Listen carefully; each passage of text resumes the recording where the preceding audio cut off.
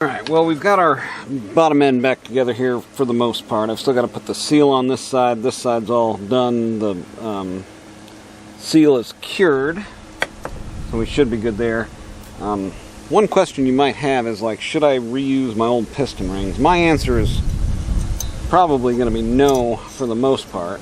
But I ended up getting a used OEM piston, and I just wanted to see what the rings are compared to a couple things here. So I've got brand new cable rings, and then I've got the rings out of the piston that came out of it, and both of the used pistons have a different name on them. Now these say ATE something, and these say NPR. So let's check. And the NPRs were like super loose, right? I could like bend these off the piston real easy, no problems. So let's just check what the distance is right here on these. Now this looks worse. There's 9, let's jump up to 11. 11 goes through, let's jump up to like, there's 13, let's try that.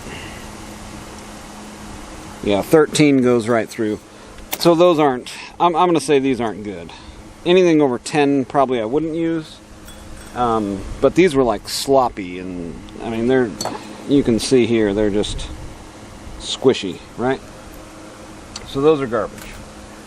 Alright, so the ones that came off of this other one, they actually feel a little bit more substantial too. Let's measure the OD. They're supposed to be 1.5. I'm getting in American 0.58, and on this one I'm getting about the same, 0.58. So thickness still the same. NPR is bad. Again, these are ATEZs maybe. Let's check these. Now these were really difficult to get off of the piston.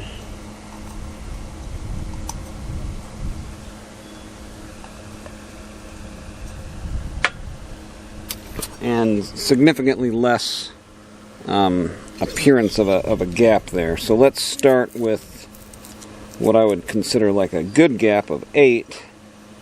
8 goes through, 9 just barely, and we're hanging on 10. Yeah, we're hanging on right about 10. 11 just kind of barely made it in there. So now let's try the new cable ring and see how that stacks up. The cable ring and the ATE ones feel pretty similar.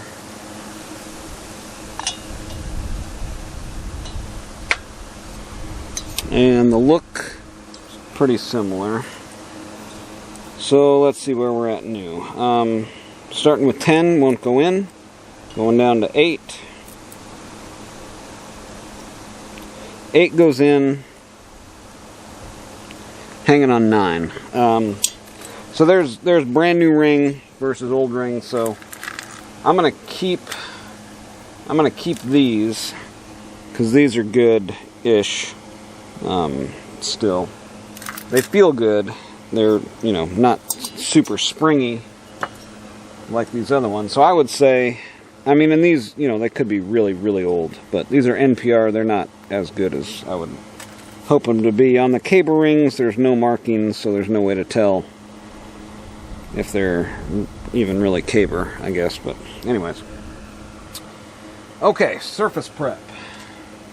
Alright, so now we need to prep the surface. Again, we have our selection of brake clean here. We're just going to hose this all down, paper towel it out. It's looking pretty darn good, though. I mean, as far as, you know, especially the port work, because, you know, I did it and stuff. Pretty proud of that. Look at there, shiny. Okay, so we'll go back together with all of this. And yeah, again, brake clean all around here, and your hands. I'm going to be using the Moto Seal on this one because we've got such a large sealing surface. And I don't even have to worry about this part here. It is a road to nowhere. The vacuum or impulse line actually comes out the bottom here, and then this is actually for the oil tank. It's a one-way valve, which is pretty cool. A lot of neat stuff on this saw, and it's really not that heavy in this configuration yet. It's going to get there, but anyway. Okay. Let's get to it.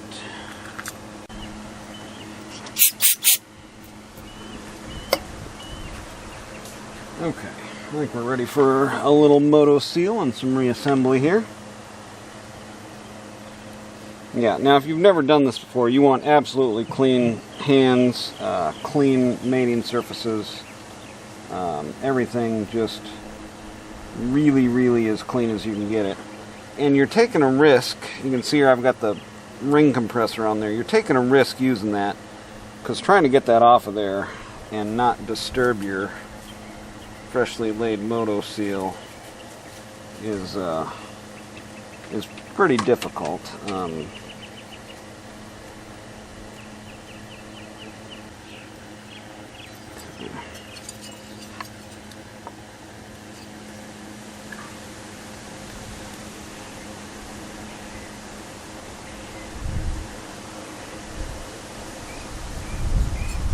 Yeah, see, that doesn't work. It just,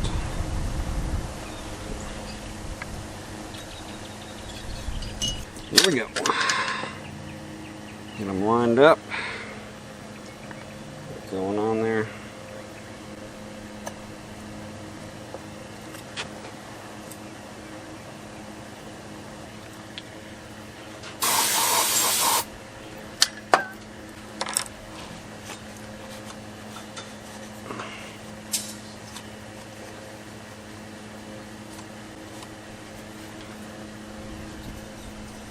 There we go, nice and clean. And back to basics. Oh, shh. This is the real stuff, though. Guarantee it's not going to go together smooth for you, as much as you'd like it to. Always going to be something happening. Okay.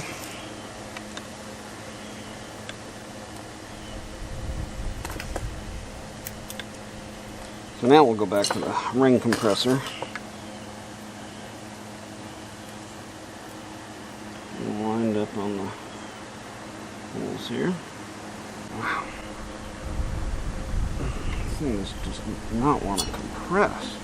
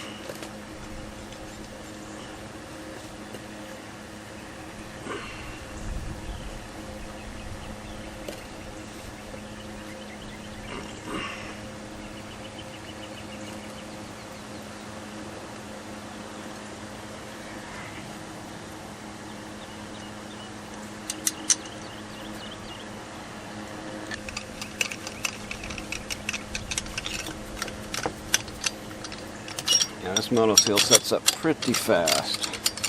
I hope we made it in time. We'll soon find out.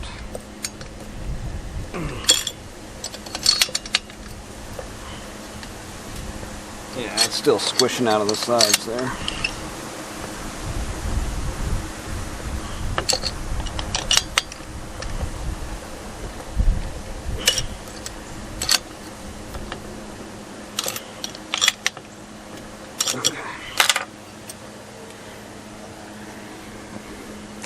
Yeah, you can see there we've still got a nice layer kind of squishing out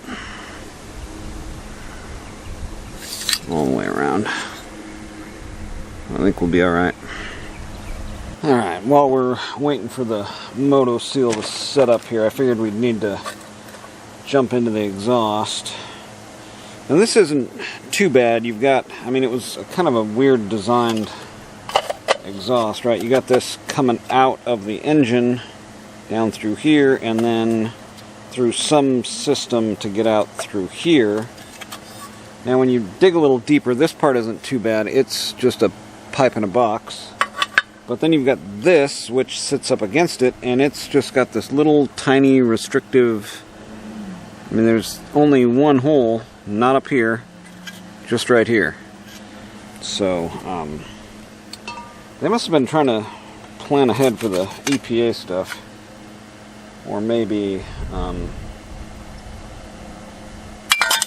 who knows. But anyway, so it was going in through here, and then up and then out through here. And somebody tried to do, you know, something here. I think with this against here, it's coming down. If I just drill a hole kind of straight through and a hole here, I mean, I could do a pipe coming out of there, but I don't think I really need it. So I'm going to open this whole thing up here and then go through kind of right there. So you got exhaust coming down, and it's just going to have a straight path out right there. Now let's try coming in through the back first.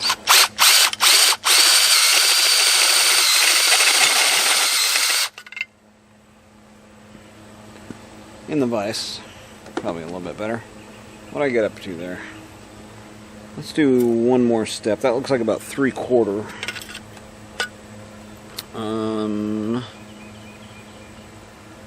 Yeah, let's get up to 13/16 at least.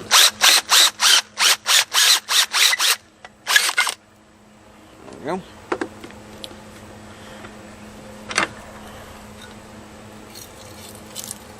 Alright, so there's what the back looks like.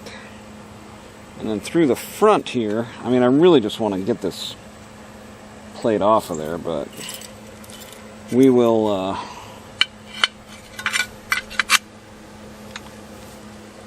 try to come through this.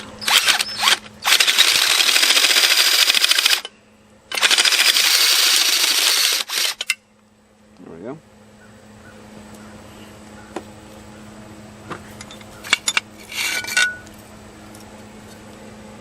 Straight shot.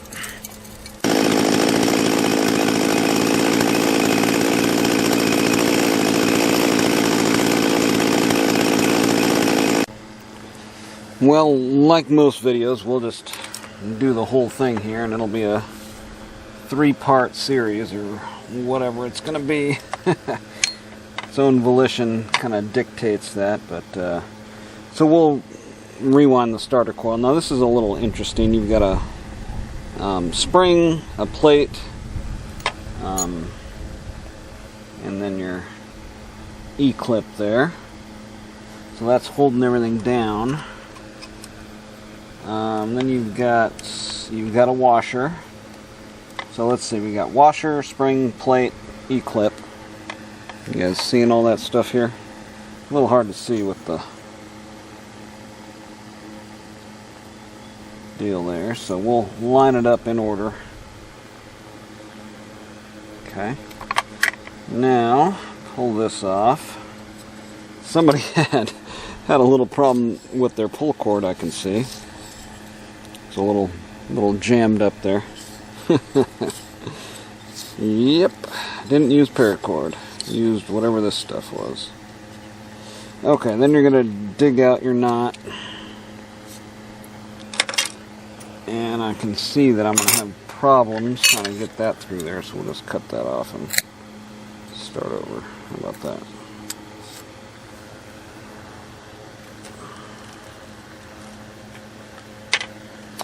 Alright, so here's our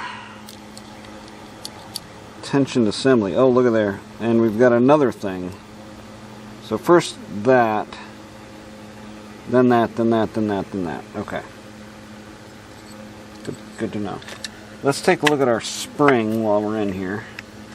You know what? Probably not. I'm just going to put a bunch of oil down there.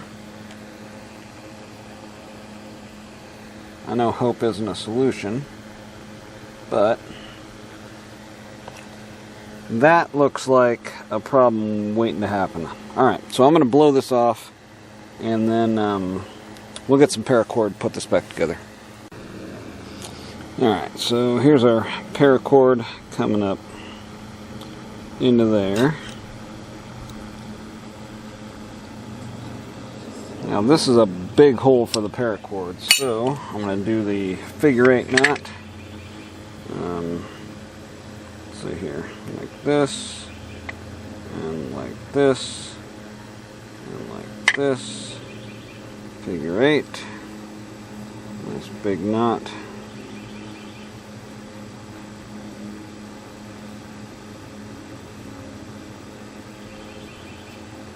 Figure 8 on both of them.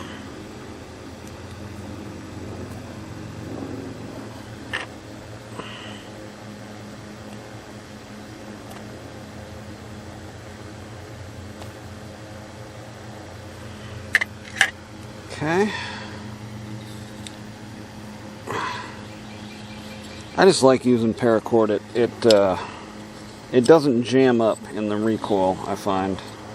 Alright, I don't know which way I need to be going with this, and I almost lost my spring. And I don't have it cut to length. So let's just get our length here. From the time it's pulled all the way out, I want to have my arm behind my head.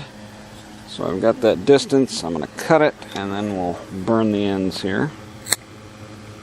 Now we can put it back together. Now I want to use lube just kind of on everything. Little zoom spout.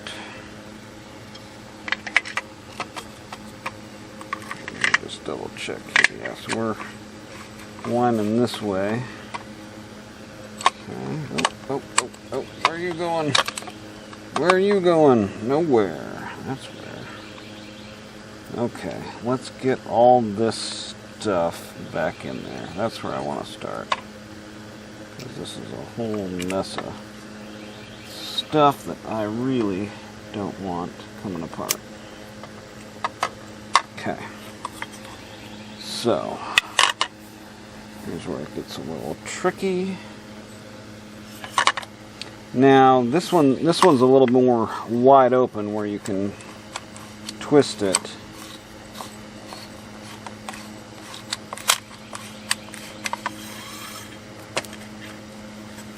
We want this wound all the way back in there and still have tension.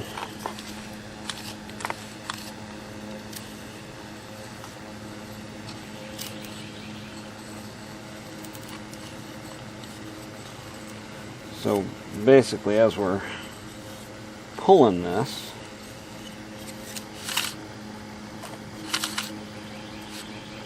no, that's not the right way.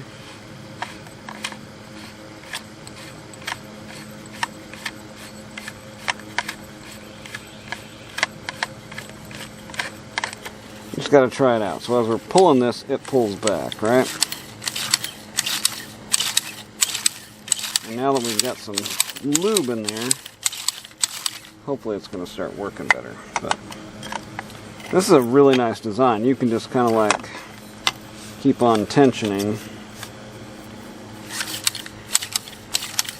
Alright, so now we can do another figure 8 knot with our recoil here.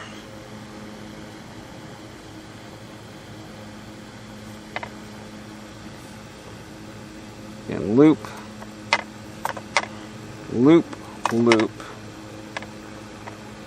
through. Oh, I lost one of my figure 8s. Alright, let's try that again. Loop, loop through and through.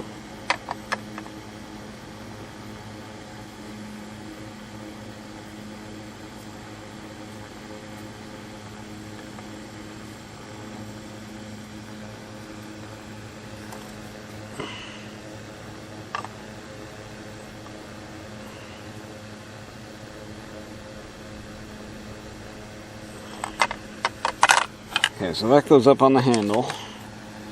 And then, let's see, we wind it all the way in. And then we can wind it additionally. And then basically what you want to do is wind it 2 more times around there. So you pull it out, wind it around with the slack that you have, right?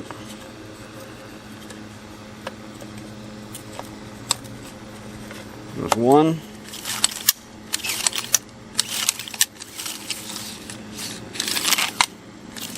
And it comes back, but it's not quite tight enough, right? So we go out, lock it, and then wind it around one more time.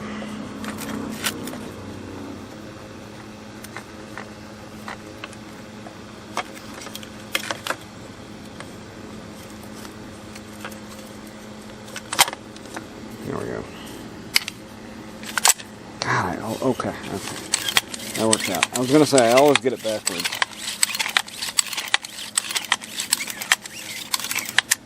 Test it out a few times. Works good. Like it. Yeah, if you've never worked on one of these coils, grab some props here, I guess you could call them. So on this coil, I was waiting on a spark plug wire. I actually found one online. That's the Prestolite, like OEM 056, you know. But then I was like thinking about it, I was like, man, I could have just, I save all my, you know, save junk, because I'm a hoarder.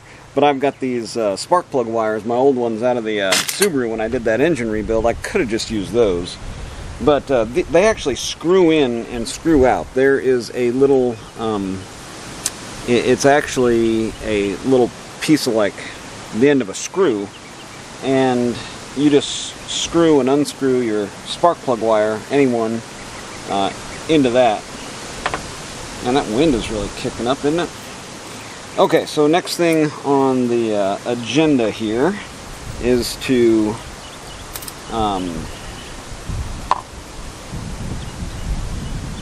solder these together, because this needed a new ground wire. Ooh, that's hot. This needed a new ground wire. And the way that I will typically do it is kind of break these up in half. I just stripped off a little bit, and then like the sheathing was just gone on this wire. I can show you here in just a second what it looks like, but we'll just thread these together, put a little flux on there. This is really the most important part to what you're doing here. But yeah, here's the old wire. Yeah, you can see there, it's just it's had it. And then this one is just, you know, it's got bare metal showing on it and stuff. So that was really not good. Alright, I think we're hot here. Yep.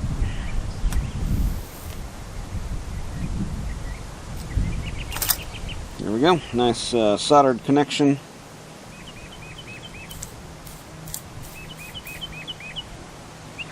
Perfect. Okay, so that's good. Of course, we'll run some heat shrink down over that, screw this in there, and we should be good to go getting all this back together onto the saw. Alright guys, we are getting so close here. I've got my new spark plug wire fished through, I've got my new ground wire fished through, I even managed to keep the same end on it. Remember to keep the heat shield there, except now it's pretty long and it's not really interfering at all. I guess I could kind of route it like that if I had to. I don't know exactly how it's going to route through the handle, but one thing I wanted to say here with the Stihls, it's got this, you know, proprietary double ended type of stuff where you're trying to go from one diameter to another diameter, and these special hoses and stuff. It's of course split, and you know they're proprietary and unobtainium also. So what I ended up doing was running a vacuum line, piece of fuel line actually, from the vacuum that comes out of the bottom of the case there. And then when we go to put our carb in, it's actually stretchy enough that it'll fit over this, and it fit over the line in there. You can see here I've taken a filed all this down and blown it out, so it's going to be flat against there. Now the trick is here to get this vacuum line on. I mean, it's not bad. And it's just going to slide over here and then push back, you know, of course, whatever we don't get over the carb there. And then just make sure it's fully seated there. And it's got a couple little screws. Now one of them's the right one of them has like a locking type of deal on it where it's kind of pinched. And I guess I could kind of pinch this one too. That's the only real difference, is this one's pinched at the end to where it won't kind of work its way off of there. I think that's how that goes. Yeah, being the first time putting this all back together, I need to blow that out, of course, but yeah, it's got the recesses in there. Yeah, I think we should be good to go getting this mounted up. Kind of see here what we've gone through so far. Got that coil in there mounted good. Got the over cover. It's like a two-piece flywheel. So the inner outer, and use the bolt with a impact gun right here. And I think that was a 17. Got that down, and then there's 1, 2, 3 bolts there. A double system here with the anti-vibe in there. Carb rebuilt. Got the oiler and stuff. The oiler wasn't working either. If you're wondering if your oiler isn't working, it has a dust cover on here, but it's got a pin that runs through here that needs to be attached. And I ended up getting a new sprocket that has the rim style sprocket on it. So we'll see if that fits here in just a minute, but let me see what I want to do with this, getting this attached, and then we'll kind of go from there. Well, one step forward, right? Okay, so let's see. We've got this on there. Like I said, I had to get this on there.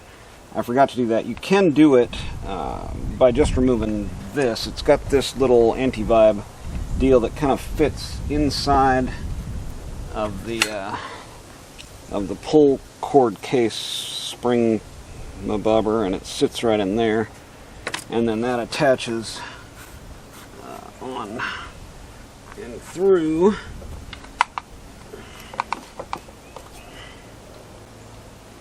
right here. I'm getting it back in there maybe a little bit, sure. Well, turns out the threads in the tank here are actually stripped out for the carb stud. So I am just going to JB weld it in there. There's still a little bit of threads on there. Of course, there's threads on the stud. At this point, the stud is going to stay, in there. They should become one with the amount of threads in there. And that's what I'm hoping for. So, well, this new rim sprocket, it's a little bit different. They do have some nice instructions here, but they don't mention on here anywhere about drilling a hole, although they should, because I have to drill a hole. So maybe this isn't the exact right one, but it's going to work. It's just, and it might have a different, like, oiler gear on it than what would have come factory. At any rate, see, this has 2 holes, and they're going to go through like that, but the holes are in 2 completely different locations, right? And this has a little crack there, so I really don't want to use that one anyway. So I'm going to use this one, and then, pretty nice though, organ. Anyway, let's see here. So I'm going to use that one, and then I'm going to slide one of these down in there, and then hit the other one, and leave myself a mark. Centered up.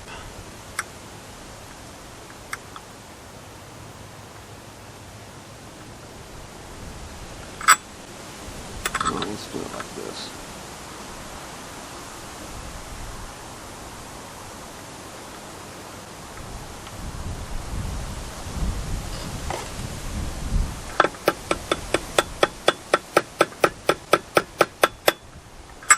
Okay, I think I got a fairly decent mark on there. I'm just going to grab a drill bit that size and poke a hole right there.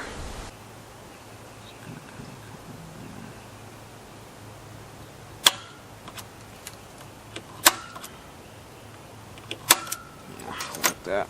I can see why they went across like that, because there's thicker plastic there. But, yeah, I wasn't trying to drill all the way through, and it just like popped through, and really couldn't do anything about it at that point. So let's test fit it here. And I was like, man, I'm way off. Okay. Yeah, that fits.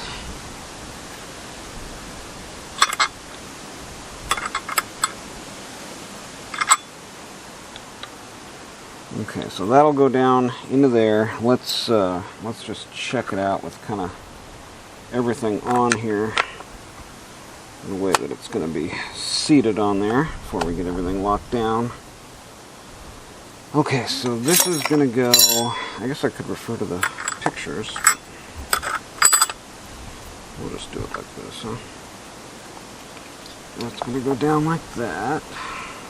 And this is going to go down onto it. Oh, with the bearing. Make sure everything's lined up here. There we go. Yep. That's how that's supposed to work. Okay. Moment of truth. Do we have spark? Did we do all this in vain? Or is there spark? Oh, I saw it. Yes. Oh, it's so close. It's so close now. Now, this organ clutch, it's tight. But I'm hoping that's going to wear in. Some of these things, you know, that clutch obviously wasn't designed, or the sprocket wasn't designed for this saw, but we'll see. It seems like it's going to wear in. It's tight now.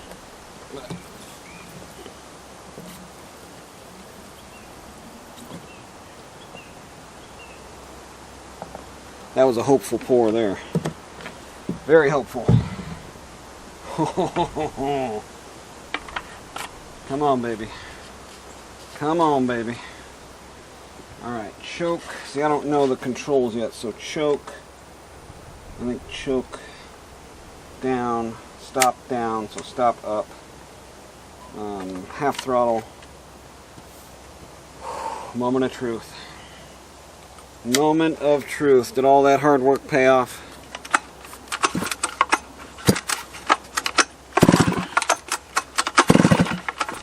Remember, this one has fairly low. This one has fairly low squish, 35 thousandths, I think we ended up with. Okay. Take it off a choke. Work with me, baby. Leave it on choke.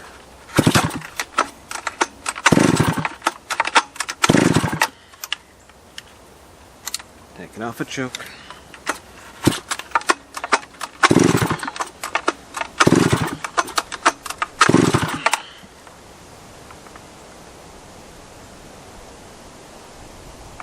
Yeah, the gas is running out of it. Alright, let's turn the idle jet in a little bit here. Half a turn. May have just had it a little too much there. That was quick though.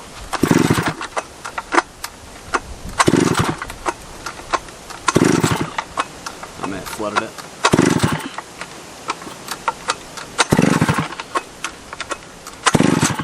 Yeah. Maybe the bottom end didn't seal.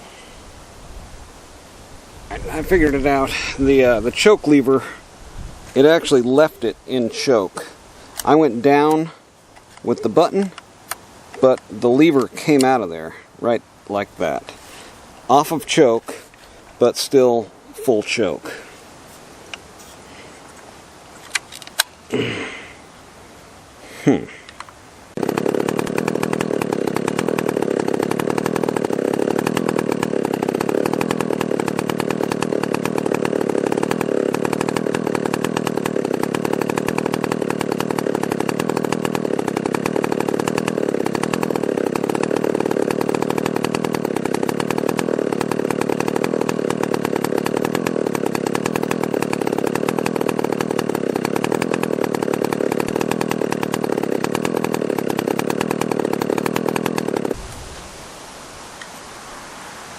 Alright, well, that was heat cycle number 1.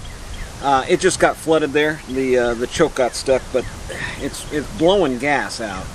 So I don't know if I... See, the thing was, when I was porting it, the intake duration, they had a huge chamfer and a lip. So, I mean, it was probably... God, I don't want to say... Probably 10 thousandths. Probably 10 thousandths, yeah. So when I was porting it and I made my lines on the layout, there was an extra 10 thousandths in there, so it ended up being about 160, which may or may not be too much. The stop button isn't working either, so I have to choke it to kill it. Luckily it chokes but doesn't unchoke sometimes. So anyways, let's see if it'll start back up. I'll just turn off the button because so this will be second heat cycle, fresh porting, fresh rings, cable rings. See how it goes here.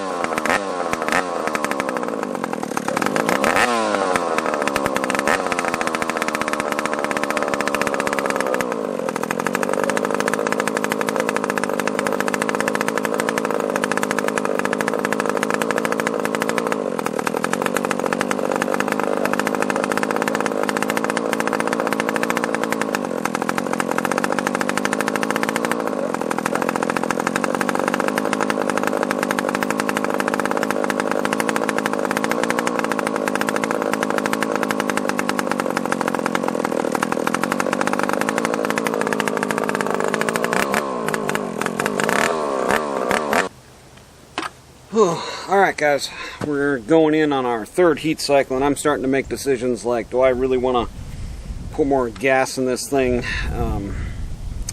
Yeah, overall it is not a viable candidate for porting, rebuilding, bringing back to life. It's just not the unobtainium clutch side bearing. It's a deal breaker. Lack of spare parts, just pretty much everything. If I'm able to work out the kinks, you'll see it later on in the channel, so subscribe for that. You may or may not be seeing this thing anymore. This may just go in the shed and there it'll sit. I was thinking about maybe trying to JB weld the intake floor a little bit to reduce the timing and reduce the duration, but yeah, I don't know. We'll see. Alright, one more time, trying to start it here. No choke, on position, half throttle.